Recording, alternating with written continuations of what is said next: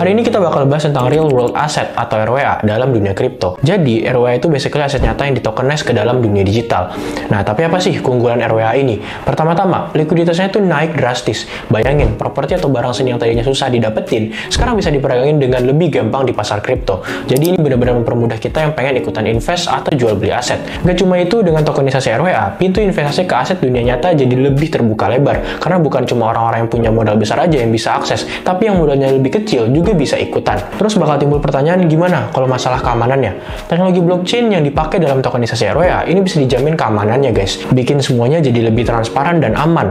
Gak ada yang bisa nipu karena semua transaksi bisa dipantau secara terbuka. Dan di video kali ini, gue mau bahas tentang top 5 project di sektor RWA dalam dunia kripto. Let's go! Di project yang pertama itu ada Centrifuge. Jadi Centrifuge ini punya token yang namanya CFG. Pemegang token ini punya andil buat ikutan ngatur perkembangan Centrifuge tanpa harus bergantung sama pihak ketiga terpusat. Bahkan segala perubahan di protokol Centrifuge sampai perubahan model token harus disetujui sama pemegang CFG-nya. Jadi pemegang CFG punya kuasa buat ikut campur urusan teknis lewat voting sesuai dengan jumlah token yang mereka punya. Jadi kayak proposal upgrade runtime bisa didukung atau ditentang sama pemegang token. Kalau proposal disetujui, otomatis bakal dijalanin di chain. Dan sama kayak token lainnya, CFG juga bisa digunain para pemegangnya buat ngelakuin berbagai transaksi pembayaran di Centrifuge chain. Kerennya lagi, Centrifuge ini bisa di-bridge ke Ethereum. Jadi bisa deh kalau mau digunain di aplikasi-aplikasi terdesentralisasi. Di project kedua, ada yang namanya Maple. Jadi Maple ini adalah sebuah platform yang ngehubungin para profesional kredit dengan bisnis yang emang lagi butuh dana cepet.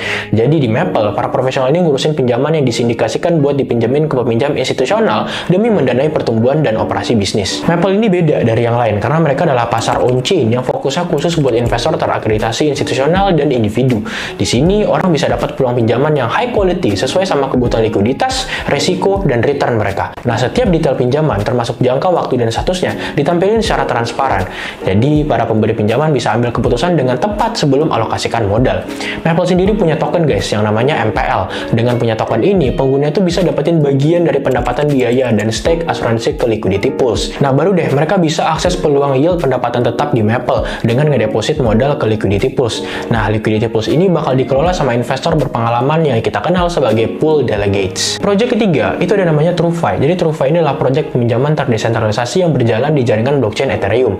Token di TrueFi namanya True. Nah, True inilah yang merupakan bentuk insentif bagi para pengguna ekosistem TrueFi. Di TrueFi, pengguna bisa pinjam dan kasih pinjaman aset kripto tanpa perantara. Semua diatur pakai smart contract, guys. Nah, True ini juga yang dipakai buat validasi pinjaman dan bagi-bagi insentif ke para pemangku kepentingan di TrueFi. Nggak cuma itu, token True juga dipakai buat ngasih suara dalam keputusan-keputusan platform TrueFi. Jadi bisa dibilang True ini jadi garda terdepan buat jaga keamanan dan keandalan platform. Di project berikutnya, ada yang namanya Goldfinch. Jadi Goldfinch ini juga salah satu protokol peminjaman terdesentralisasi. Tapi apa yang bikin dia beda dari project-project sebelumnya? Goldfinch ini bisa kasih akses pinjaman ke individu atau bisnis yang nggak punya jaminan fisik untuk ditawarkan. Intinya, pengguna bisa pinjam duit tanpa jaminan dengan nyicil aset kripto mereka sebagai jaminan. Otomatis ini bikin akses ke layanan keuangan jadi semakin luas. Dan yang nggak kalah keren, Goldfinch ini pakai mekanisme distribute risk buat proteksi pemberi pinjaman dari risiko gagal bayar. Kurang aman apa lagi coba? Gokil nggak sih ini project? Nah, di Goldfinch ada GFI yang adalah native token yang digunain buat banyak hal, mulai dari tata kelola, staking, audit, sampai bentuk insentif buat para pengguna platform. Oke, di project berikutnya itu ada Reserve. Jadi Reserve adalah project yang menggabungkan aset seperti saham, emas, real estate, dan aset lainnya dalam bentuk indeks dan mentokenisasinya. Di Reserve ada RSV yang adalah stablecoin yang tujuannya buat ngatasin volatilitas yang sering terjadi di dunia kripto kayak Bitcoin dan Ethereum. RSV punya cara unik buat jaga nilai tetap stabil, folks. Mereka pakai mekanisme yang kompleks dengan pegangannya pada berbagai aset, mulai dari kripto sampai mata uang fiat dan obligasi. Yang menarik, selain RSV, ada juga token utilitas lain yang namanya RSR.